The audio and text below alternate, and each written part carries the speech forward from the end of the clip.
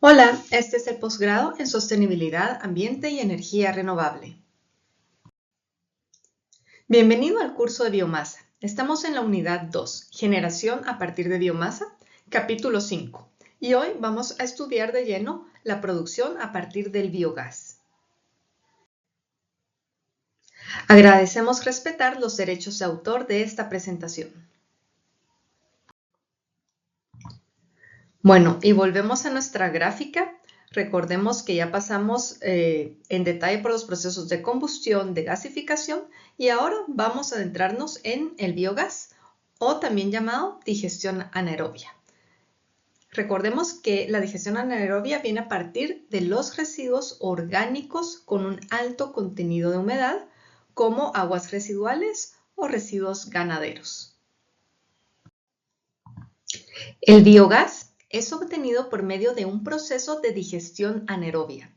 La digestión anaerobia o descomposición de la materia orgánica por medio de bacterias en ausencia de oxígeno. Quiere decir que en este sistema no vamos a tener oxígeno.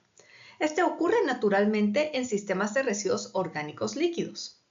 La ausencia de oxígeno propicia las condiciones adecuadas para que las bacterias anaeróbicas sobrevivan.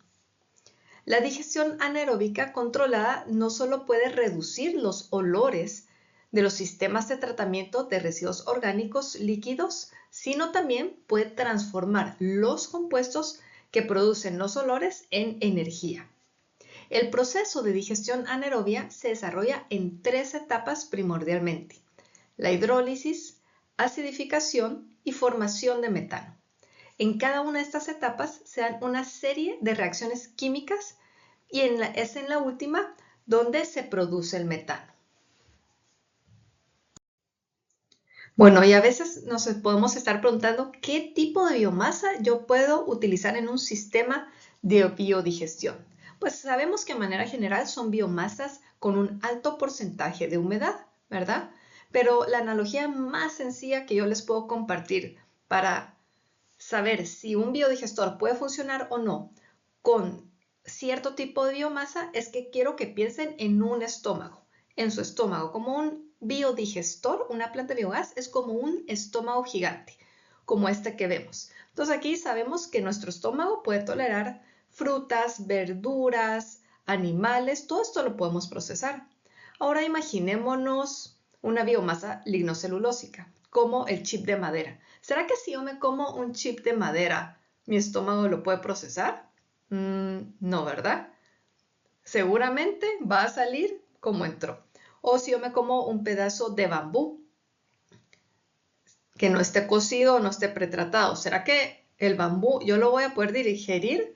Pues muy difícilmente, ¿verdad? Entonces, les dejo ese tip más o menos para percibir o que ustedes vayan comprendiendo si podemos o no procesar en un biodigestor. ¿Qué residuos por lo usual operan en las plantas de biogás? Se operan estiércoles porcinos y bovinos, de gallina o de caballo, digamos todo lo que son heces, porque estas ya fueron prácticamente pretratadas por los estómagos de los animales, ¿verdad? También residuos como la remolacha, el maíz, la grama, las papas. Restos de residuos orgánicos industriales, digamos una planta que produzca pan, que produzca lácteos, yogurts, quesos y todo lo que son basuras orgánicas. Digamos, si hubiera un sistema en el país de recolección de los residuos orgánicos de los restaurantes, podríamos tener una planta de producción de biogás a partir de estos. Bueno, ¿y cuáles son los productos principales de una digestión anaerobia? Cuando tenemos un biodigestor, vamos a tener 2 productos. El principal es el biogás y el digestato. A partir del biogás, como vamos a ver más adelante, el biogás tiene un alto contenido de metano y este lo podemos quemar en una unidad CHP, en una planta de generación Heat and Power, y producir energía eléctrica y energía térmica. ¿Qué quiere decir? Que estas plantas de biogás son plantas de cogeneración. Y el otro producto que podemos tener es el digestato. El efluente que queda después de la digestión anaerobia, que es igual en volumen al fluido inicial, es licuificado bajo en olores y rico en nutrientes, el cual puede ser utilizado como un fertilizante líquido. Este material digerido es biológicamente estable y resistente a posteriores descomposiciones y generaciones de olores, al ser almacenado bajo condiciones normales. Aquí podemos observar una foto de cómo sale el digestato, que es el subproducto después del proceso de digestión anaerobia. Que esto es un excelente fertilizante, ya no se va a degradar y, sobre todo muy importante, ya no va a tener olores desagradables. Aquí podemos observar cómo es el proceso en una planta de digestión anaerobia.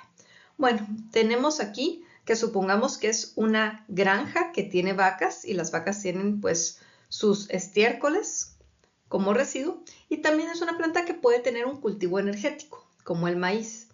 Entonces aquí hay una codigestión. ¿Se recuerdan cuando hablamos de co? Son dos o más substratos que vamos a introducir dentro del biodigestor.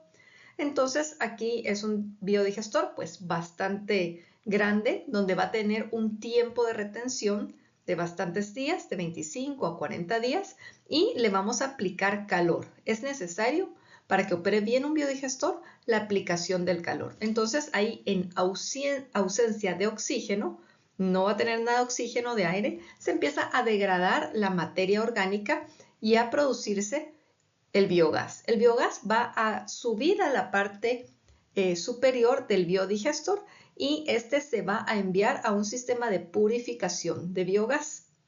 Vamos a seguir aquí, la línea café es la línea del substrato.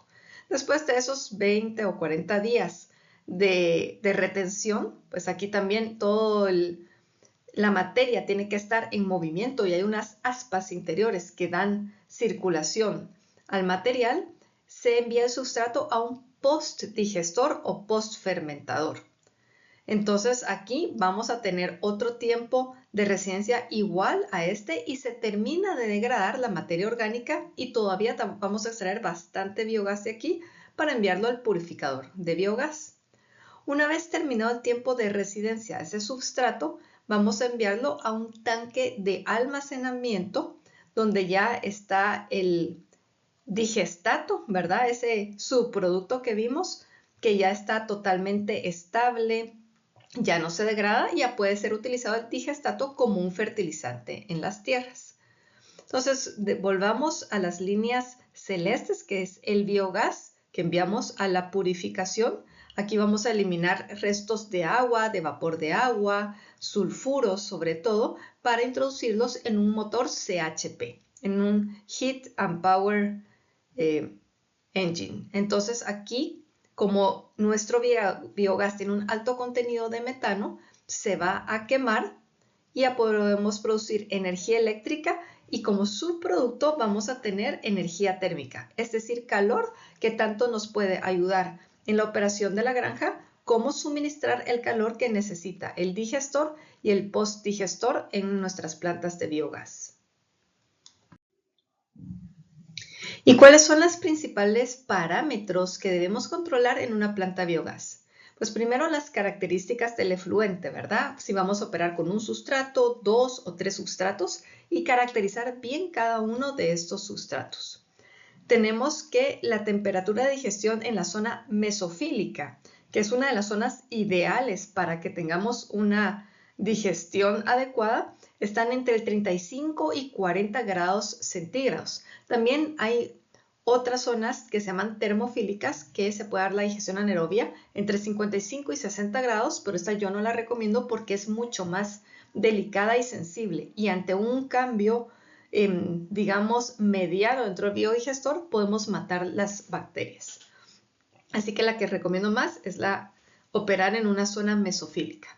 El pH debe ser bastante estable, idealmente del 7%, pero el pH puede estar entre un 6.5 a 7.5%, ni muy ácido ni muy básico. El tiempo de retención mínima que tenemos que tener dentro de una planta de biodigestión es de 20 días.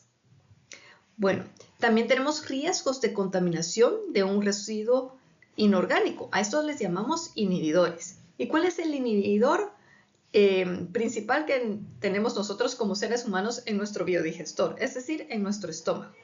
Pues claro, son los antibióticos. Recuerden que cuando nosotros tomamos antibióticos, ¿qué nos pasa muchas veces? Dañamos nuestra flora intestinal, ¿verdad? Se mueren las bacterias buenas.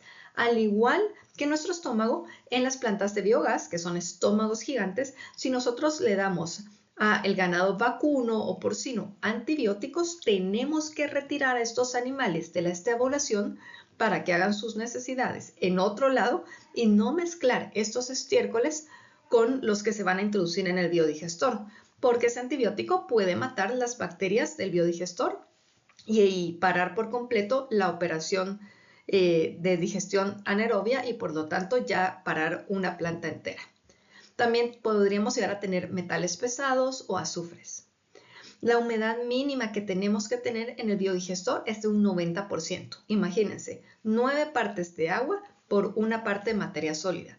Entonces, si nosotros tuviéramos algún sustrato con 20% de materia sólida, le tenemos que inyectar agua hasta compensar y equilibrar y llegar a este mínimo de 90% de humedad. También tenemos que controlar la cantidad de nitratos, nitritos y amonio que deben de ser eliminados. Y es importante controlar la relación de carbono-nitrógeno que tiene que estar entre un 25 a un 35% de relación. ¿Y cuáles son los rangos típicos en las potencias de las plantas de biogás? Para aplicaciones rurales con potencias promedio de 2 kilovatios, que son utilizadas mayormente para iluminar y suministrar biogás para estufas de casas rurales, pues las potencias van a ir alrededor de 2 kilovatios. Para plantas de biogás de gran escala, vamos a estar hablando de 400 kilovatios a 700 kilovatios, siendo típicamente usadas las de 500 kilovatios.